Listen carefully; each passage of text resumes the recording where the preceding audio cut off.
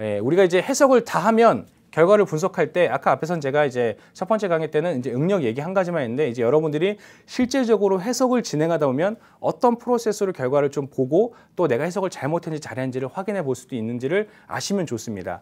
이제 여러분들이 해석을 했을 때 첫 번째로 보여야 되는 게 뭐냐면 일단은 변이 애니메이션, 즉 변형이 얼마만큼 됐는지에 대해서 방향성을 확인해 보셔야 됩니다. 이걸 왜 봐야 되느냐 하면 일단은 애니메이션을 틀었을 때 내가 의도한 대로 방향이 변형이 됐는지를 확인하셔야 돼요. 예를 들어서 제가 어떤 구조물이 하나가 있다라고 가정을 해볼게요. 이 구조물이 하나가 있고 제가 바닥을 구속을 했습니다.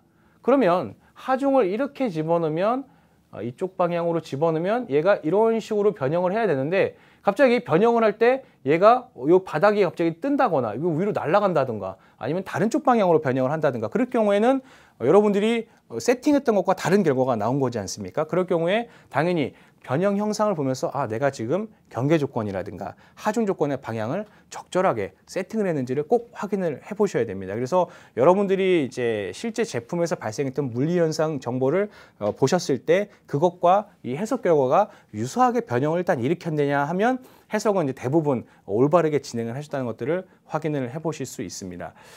두 번째로는 변이의 크기가 적절한지를 좀 확인하셔야 돼요.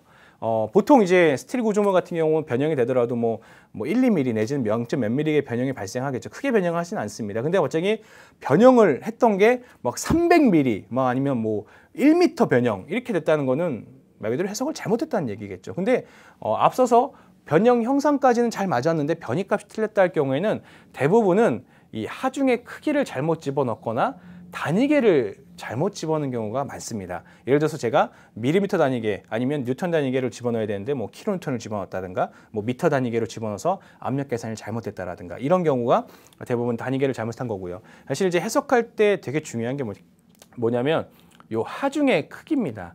적절한 하중의 크기 그리고 여러분들 실제 물리 현상에서 발생했던 하중의 크기를 넣으시는 게 되게 중요한데 그 크기를 잘못 넣으시면 당연히 변이값이 다르고 여러분들이 예상했던 이 정도만 변형할 것 같은 데가 아니라 막 이만큼이 변형돼서 이상하게 해석 결과가 도출돼서 이걸 신뢰할 거냐 말 거냐라는 고민을 할 수밖에 없게 되는 겁니다. 그래서 내가 변이 결과를 보면서 하중의 크기나 단위계가 잘못된 건 아닌지를 한번 검토해 보시면 좋을 것 같고요. 되게 중요한 게 이제 응력이죠. 응력은 제가 앞에서 1편에서 말씀드렸듯이 이제 항목력 값을 갖고 비교해 보면서 판단해 보시면 되고 이때도 당연히 하중의 크기와 단위계를 잘못 집어넣으셨다면 변이처럼 응력도 매우 크게 발생할 수가 있습니다. 그래서 이런 데이터를 확인해 보시면 좋고요. 제가 이제 한 가지 좀 팁을 말씀을 드리면 우리가 해석한 다음에 특별히 선형 정적 해석을 했을 때 발생된 응력 값이 있죠. 그 응력 값이 예를 들어서 얼마만큼 크게 나왔다. 예를 들어서 뭐 이런 경우가 있어요.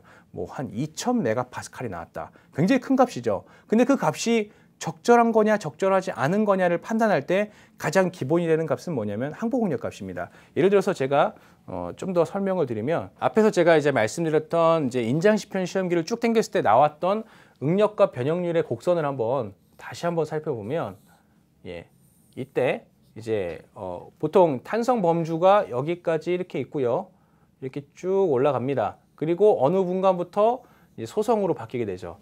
여러분들이 해석을 했는데 이 해석 결과의 응력값이 적절하냐? 예를 들어 적절하다는 건 뭐냐면 나는 의도한 게 선형 정적 해석을 했으니까 탄성 범주 내에서만 있어야겠죠. 그러면 이 응력값이 탄성 범주 내에 있는지 내가 확인하려면 최소한 탄성과 소성을 구분하는 요 응력값을 알아야 됩니다. 시그마 Y라고 하는데 항복 응력값입니다. 항복 응력값. 이 값을 여러분이 알고 계셔야지만 해석한 결과물이 2000메가파스칼이 나왔다면 이 값이 지금 탄성 범주 내에 있는지 소성 범주 내에 있는지를 기본적으로 판단을 하시기 위해서 기준되는 값인 항복 응력 값을 기준으로 분석을 하셔야 됩니다. 그래서 여러분이 해석하실 때 재료물 성치의 탄성 계수, 뿌화 숭비, 그다음에 질량 밀도도 넣지만 이 재료가 갖고 있는 고유한 어떤 재료 강도에 해당하는 이제 항복 응력 데이터도 여러분들이 갖고 계셔야지만 해석한 결과물들을 판단하실 때 용이하십니다.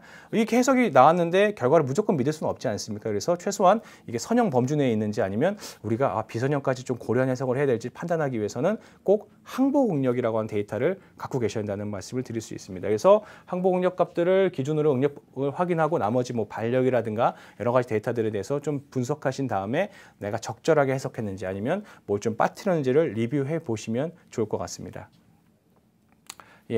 그렇다면 이제 응력값이 제가 이제 뭐 그냥 응력을 뭐 항복응력과 비교하라 말씀드렸는데 응력도 종류가 많아요. 해석이 참 저도 지금 강의를 좀 드리지만 뭔가 생각할 게 많고 이게 뭔가 배워야 될 게 많고 이래서 사실 좀 부담스러운 게 많이 있습니다. 근데 아마 제 강의를 계속 들으시면 저 정도만 알면 내가 해석할 수 있겠구나라는 생각이 드실 정도로 좀 심플하게 되는 것들을 보실 수 있습니다. 해석한 결과물의 응력을 크게 두 가지로 보면 이제 본미세스 응력이라는 것과 주응력, 최대 주응력이라는 게 있습니다. 여러분이 주로 사용하시는 재료가 요 범주 내에 있어서 요 두 가지만 말씀드리면 될 것 같아요. 주로 스틸류, 알루미늄유를 많이 쓰지 않습니까? 그런 재료들은 다 인장 시편 시험 기에서 시험을 해보면 이런 식으로 파단이 되고 이런 식의 응력 배연율 곡선을 갖게 됩니다. 이런 재료를 우리가 연성 재료라고 얘기해요. 그러니까 힘을 주면 쭉 늘어나죠. 대부분 그렇죠. 바로 끊어지지 않죠. 그럴 경우에는 본미세스 파괴 이론을 근거로 한 본미세스 응력을 보시면 효과적으로 응력들을 이제 판단해 보실 수가 있게 됩니다. 예, 그래서 여러분이 주로 쓰시는 재료들이 대부분 연성 재료인데 그에 반해서 좀 다른 재료인 이 취성 재료들이 있습니다. 취성이란 말 자체로 좀 쉽게 부러진다는 재료인데 저는 이제 이 회사 뿐만 아니라 다른 회사에 좀 있을 때 사용했던 재료 중에 이 초경합금이라는 게 있습니다. 이거는 이제 굉장히 경도가 높은 대신에 잘 깨져요. 그래서 이런 것들 우리가 취성 재료라고 하고 이런 재료를 갖고서 인장 시편 시험을 해보면 끝에가 딱딱 끊어져요. 그래서 이 데이터, 즉 응력과 변연율 곡선이 길게 안 나옵니다. 그래서 보통 이럴 때는 인장으로 실험을 하지 않고 압축으로 실험을 하는 경우가 많이 있다는 것들도 참고하시면 좋을 것 같고요.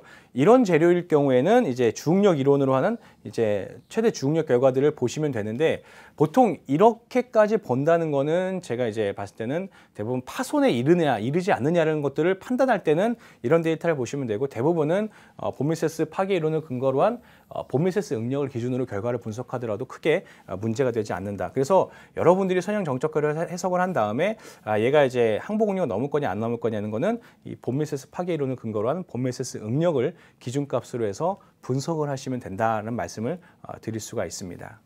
오늘 제가 이제 2편을 했던 것들을 약간 정리를 한번 해보도록 하겠습니다.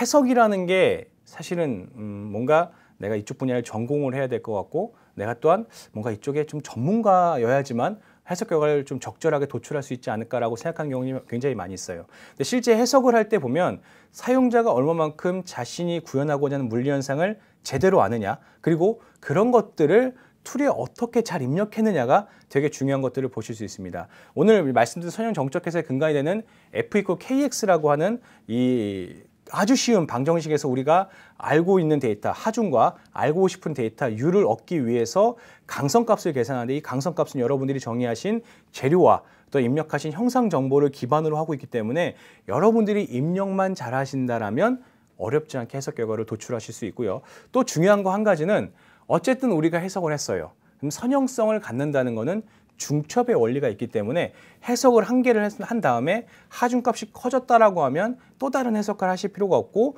그냥 결과를 몇 배, 하중이 커진 만큼의 비례해서 키워서 결과를 보시면 또 다른 해석을 하지 않고도 결과들을 확인해 볼 수 있다는 것들을 이용하시면 효과적으로 해석 결과를 활용해 보실 수 있고요.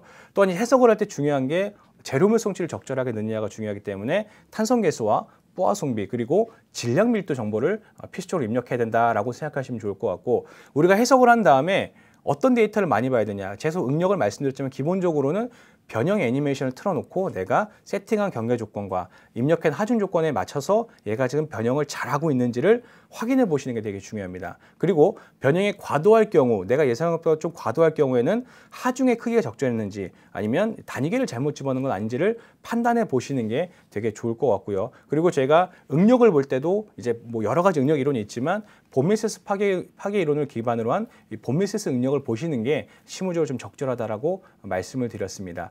예, 다음 3편 때는 제가 이제 앞에서 쭉 말씀드린 것 중에 한 가지 말씀드리지 않았던 접촉이라고 하는 경계의 조건에서 말씀을 드릴 수 있도록 하겠습니다. 예, 이상 마치겠습니다. 감사합니다.